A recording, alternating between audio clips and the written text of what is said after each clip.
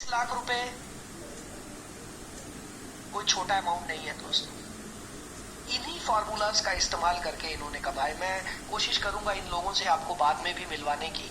तो दोस्तों 1997 में और 2024 या 2025 की बात करें, क्या हमारी जिंदगी सेम है? नो। 2024, 2025, 2026 हमारी जिंदगी बदल चुकी है। 1997 से तो पूरे तरीके से बदल गई है। तो जब हमारी जिंदगी पूरे तरीके से बदल गई तो क्या टेक्निक्स नहीं बदलेंगी? क्या पुरानी टेक्निक चलती रहेंगी? जी नहीं, अब पुरानी टेक्निक नहीं चलेंगी। अब हमें कुछ नया सीखना होगा, कुछ नया सीखना होगा, राइट? सो हमें चेंज करना होगा। नाउ दोस्तों, how can I do success oriented? आप में से कितने लोग ये सीखना चाहते हैं कि सक्सेस ओरिएंटेड स्पॉट क्लोजिंग कैसे होती है? सक्सेस ओरिएंटेड कहीं नहीं मिलेगी। आप YouTube पर चले जाएं, आप गूगल पर चले जाएं। ऊपर वाले के आशीर्वाद से इस थ्योरी को मैंने तैयार किया है। मैंने इसका इन्वेंशन किया है कि कैसे हम क्या क्या किन किन चीजों को हम इंप्लीमेंट करके अपनी क्लोजिंग और अपने फॉलोअप को इंप्रूव कर सकते हैं, right? So this is called Reebok theory. अब रेबॉक थ्योरी में पहला RA क्या है? रेबॉक थ्योरी का पहला पार्ट है रेपो बिल्डिंग। दोस्तों आप लोगों ने इसका नाम तो जरूर सुना होगा। What is rapport building? क्या आप मुझे चैट बॉक्स में बता सकते हैं आपकी नजर में रेपो बिल्डिंग क्या है? दोस्तों रेपो बिल्डिंग क्या है, आइए मैं आपको बताता हूं। रेपो बिल्डिंग का बहुत साधारण देसी भाषा में रेपो बिल्डिंग का मतलब है दोस्ती करना। हेलो, रेपो बिल्डिंग को हम देसी साधारण भाषा में क्या बोलेंगे? हम उसको साधारण भाषा में बोलेंगे दोस्ती करना। आता है रेबॉक थ्योरी का BANT. Now what is this BANT? BANT is budget, authority, need and timing. आपको अपने प्रोस्पेक्ट की ये 4 चीजें चेक करनी होंगी। हेलो एवरीवन, आप सुन रहे हैं ना? आपको अपने प्रोस्पेक्ट की ये 4 चीजें चेक करनी होंगी। ये 4 चीजें क्या है?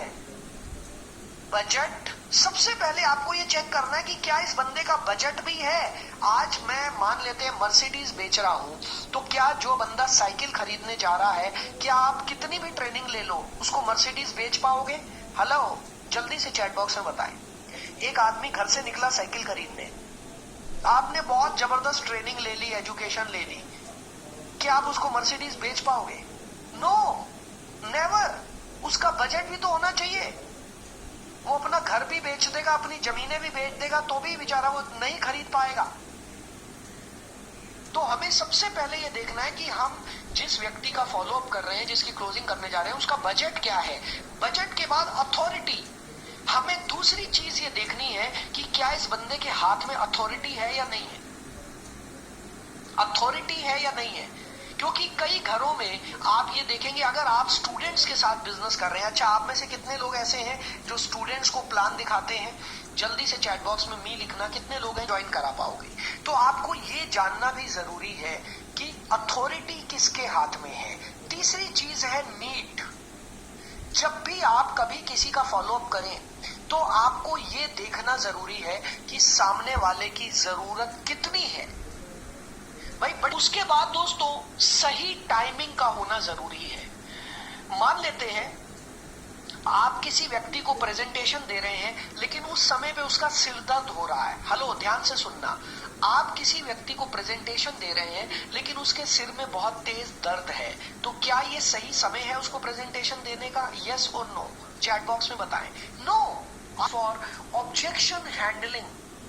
दोस्तों ये ऑब्जेक्शन हैंडलिंग बहुत ही इंपॉर्टेंट चीज है। ऑब्जेक्शन हैंडलिंग इतना कमाल का तरीका है, मैं आपको बताना चाहूंगा। अगर आपको ऑब्जेक्शन हैंडलिंग सही से आ गया, सही से आ गया, तो आप बहुत बड़ा बिजनेस कर लोगे। फॉर्मूलाज आपको लिखवाना चाहूंगा, जल्दी से लिखिए, जल्दी से लिखिए।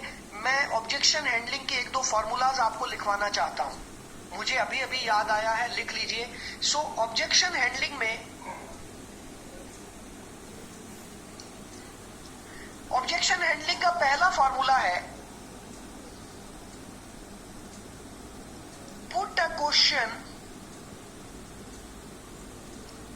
with a question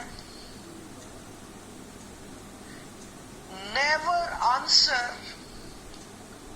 any wrong question.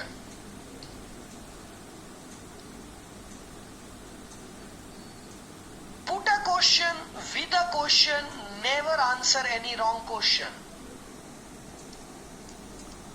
गलत सवाल के आगे सवाल खड़ा कर दो, गलत सवाल का जवाब मत दो। लिख लीजिए हिंदी में जो लोग लिखना चाहेंगे, put a question with a question, never answer any question. सवाल के आगे सवाल खड़ा कर दो, गलत सवाल का जवाब मत दो। लास्ट जो सी है दैट इज क्लोजिंग। अब हम इसके बाद सामने वाले से पैसा लेंगे, राइट? अभी श्रवण जी सब समझ में आ जाएगा, don't worry at all, don't worry at all. जितने लोगों को ये रेबुक थ्योरी समझ में नहीं आई है मैं दोबारा बता दूंगा। और